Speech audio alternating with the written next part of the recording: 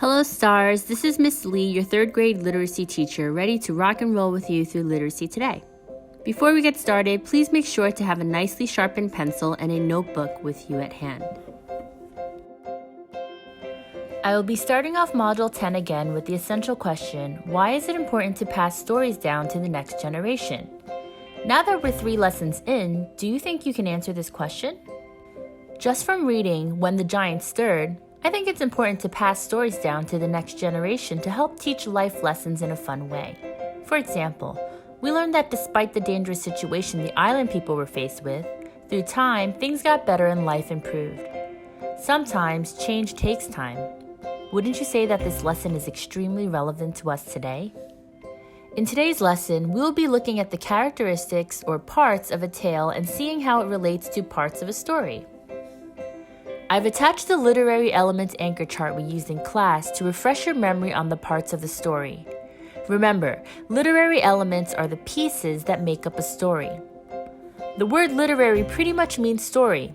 In fact, the word part lit, L-I-T, is connected to reading, writing, stories, and overall language. This little clue can help you figure out unfamiliar vocabulary in the future. And if you're wondering, the word elements just means parts. Okay, so back to the charts. If you look at the charts, stories are made up of characters, setting, plot, and events that may change a character or mood. Sometimes they also have lessons. Now let's take a look at the characteristics of a tale. Do you see any similarities? Yes, they're closely related. Tales also include setting, events, characters, and themes. I want you to take this time to open up your notebook and draw this, using the entire page. Divide your page into 4 boxes and write the title, characteristics of a tale on the top, and headings, setting, characters, events, theme, or lesson in the boxes. Next, I want you to take some time to go through the text, When the Giant Stirred, again, and complete this chart. Try to be descriptive and use the sensory words in the text. For example, instead of writing, there was a mountain, you could say that the mountain was as big and scary as a giant.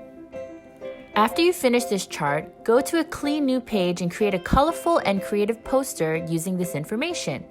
Give your poster the title, Characteristics of a Tale, and show how each story element is used in a tale.